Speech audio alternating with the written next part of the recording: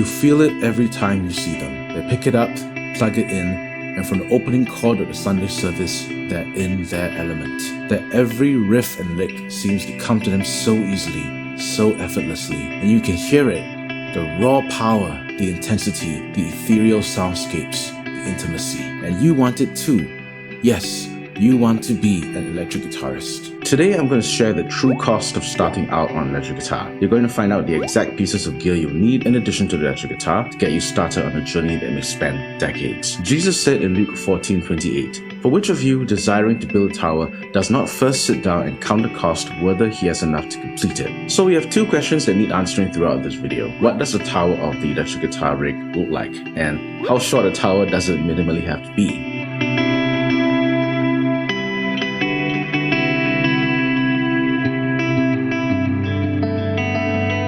When we say electric guitar rig, that's really a condensed shorthand for a system of components that starts with the electric guitar player and terminates at an amplification stage. The rig is so much more than the electric guitar. That being said, let's start with the most important foundation of the rig, the electric guitar proper.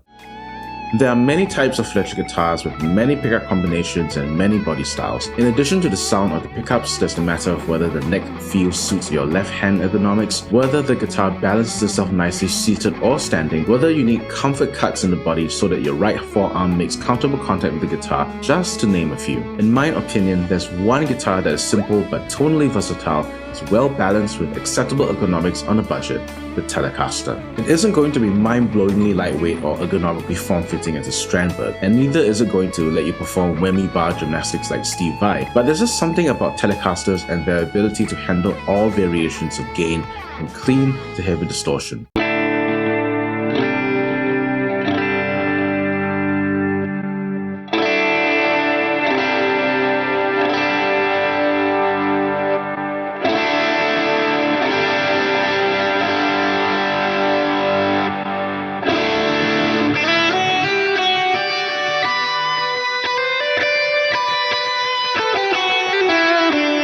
Its simplicity is its biggest strength. Nothing fancy, two pieces of wood, two pickups, and basic electronics. There's no tremolo system with moving parts which will complicate string changing and affect tuning stability. Strings simply pass through the body, over the bridge, and are strung up at the tuning pegs at the headstock. The two pickups with a 3-position switch allow you to have a variety of sounds that range from bitingly bright to smooth and mellow. I may have a sizable guitar collection, but my Telecaster is the one secret weapon I reach for when layering guitar tracks, even in a heavy metal mix. So let's start counting the cost. One Fender Classic Player Baja Telecaster, $800. Yes, the budget is higher than usual and you may find cheaper beginner guitars for $250 and below, but I think for long-term growth, you want an instrument with better components and pickups to sound better. That makes you want to pick it up in practice and you won't be fighting the instrument as hard to get a good sound out of it. From here, there are several possible pathways: direct, through an amplifier, or through an amplifier with effects. At the risk of getting stoned by my fellow gear enthusiasts, let's explore the simplest of the rigs, going direct. Yes, going direct is an option. It is possible to bypass all tone shaping devices and go straight to the sound system or the recording console. You, the guitar, and the cable, that's it.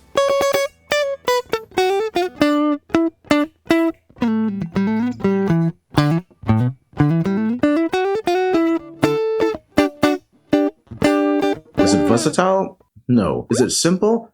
Yes. If you're in a band with an existing acoustic guitarist, here's where you can learn the art of rhythm layering over an acoustic. It's a skill that will set you up for success whether you decide to stick with a small rig or go over the top with a mothership pedalboard down the road.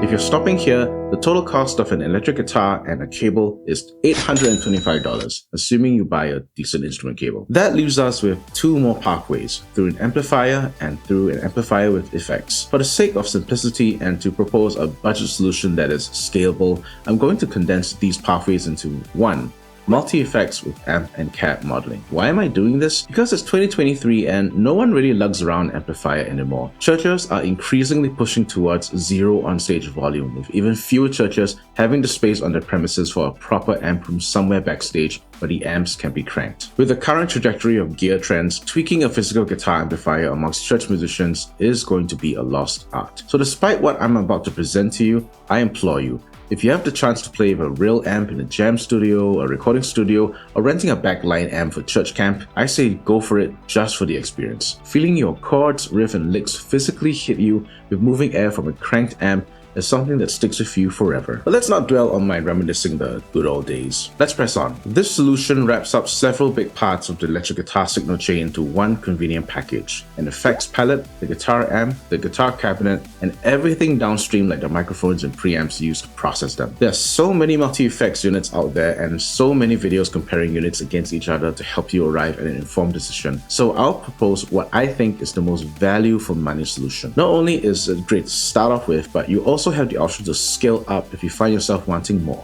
The Line 6 HX Stomp, which will set you back $1,000. That's quite a large cost up front, but I believe it's well worth it. The HX Stomp has the ability to function as a standalone all-in-one rig. Its amp, cab, and effects modeling are top-notch. Its compact form factor saves you time, effort, and potential headaches associated with hauling around a large and heavy pedal board. It can even function without a DI box, being able to run at line level, so you just need these balanced TRS to XLR patch cables to run to the front of house. And what I think is the best reason for going standalone with the HX Stomp: focused creativity. Limiting your setup to a small multi-effects unit will boost your creativity. You're forced to work within a constrained sonic palette, which can encourage you to focus on your core amp and cab sound and start playing more than tweaking. This ultimately leads to a deeper understanding of your instrument as a whole and helps you develop your individual playing style. That being said, my recommendation is to augment the HX Stomp standalone setup by adding a mini volume pedal, a 2-button aux switch with the accompanying patch cables, a standard TS patch cable and a TRS patch cable for the aux switch,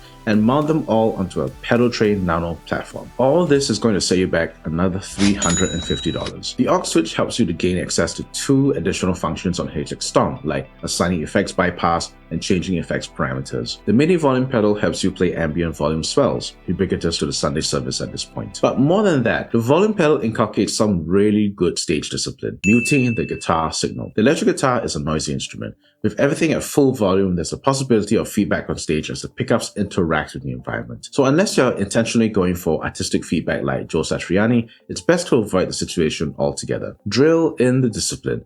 Keep the volume pedal up when setting up. Push it down when you need to play, pull it back up when you're done. Visually inspect if the volume pedal is up just before you leave the stage. Rinse and repeat when you're on and off stage. So the total value of the HX Stomp standalone rig, $1,350. Again, it sounds like a lot, but once you factor in the time, money, and effort into getting and maintaining an analog pedal board, you're saving yourself a ton of hassle. Before carrying on, are you finding value in this video? If you are, hit the like, subscribe, and bell buttons, as it lets me know that the content like this is relevant for you, encourages me to make more like this, and YouTube sends it out to more people, and you hear from me as soon as I drop more content. Thank you so much for your continued support. It means the world to me. Now that you have the main rig, there's one essential component you need to hear your guitar and your HX Stomp: a pair of headphones. There are FR speakers and monitor speakers that you could buy for amplification, but at this stage of being a beginner, you really don't want the neighbors or your family members coming at you with noise complaints. The year that I started electric guitar with a starter amplifier, my dad's Christmas card to the family friend read, "Justin started learning guitar and the house hasn't been quiet since." Learning to play on headphones certainly helps with silent practice, but it also trains you for the eventual time when you serve on stage with the worship team and you have to play through an in-ear monitoring system. Those free earphones that come with your smartphone won't work well as IEMs. Spend the money now, invest in your future. I have a pair of Sony MDR7506s that I've used for the greater part of a year now. They're cheap at around $150, have amazing clarity and transparency. Tweaking your tones through these will translate well onto the front of house sound system later on. You're not done yet. So you have the guitar, you have the multi-effects. Now you need a way to transport all of this gear to the various venues you'll be serving at. Seeing as to how 90% of us are probably Sunday players who aren't touring internationally, you probably won't need expensive tour-grade hard shell cases, which offer supreme protection at the expense of portability and weight. If you're like me and you have to be your own guitar tech, you're likely having to carry the gear yourself. This is where I'm going to recommend an integrated carrying solution that frees up your hands as you commute from place to place. The combination of the Mono Vertigo and the Guitar Tick. The biggest reason why I advocated for a pedal tray nano previously is that the whole platform can fit into a Guitar Tick, which can be attached to any D-Ring compatible mono case. My preference for the Vertigo stems from a matter of efficiency, not just because mono in general offers superior protection against knocks and drops. You see, with a vertical platform, you can retrieve and set up your gear that much faster. With a traditional horizontal platform, you need the space to set the case down, bend down or kneel over to unzip the entire case, and then free the guitar and stand up. With the Vertigo and Guitar Tick, you can remain standing while you retrieve the HX Stomp, retrieve the guitar, then set them up. And above all, this whole setup is just lighter.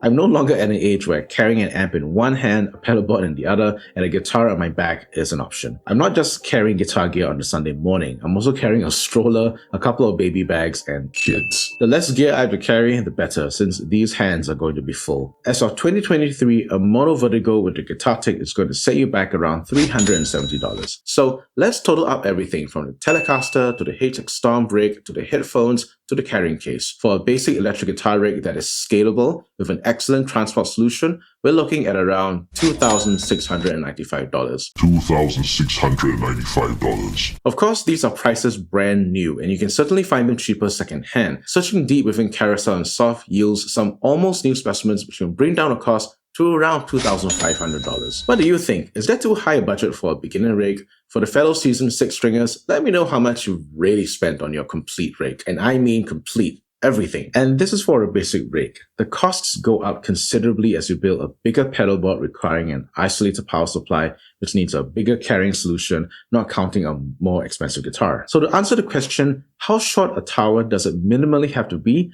I say be prepared to spend around $2,500. If you're thinking that's too high a price to pay, the adage holds true. Buy cheap, pay twice. When you buy a piece of gear, consider how long a runway that gear will last you. In general, the higher the cost, the longer the runway. Your upfront costs might be high, but these costs don't crop up every year. I've owned this Telecaster for 12 years, this mono combo for about 6 years, the HX Stomp for 4 years, and they're all going on strong. For perspective, I've had cheap Chinese pedals and patch cables break down on me only after 1 year of owning them.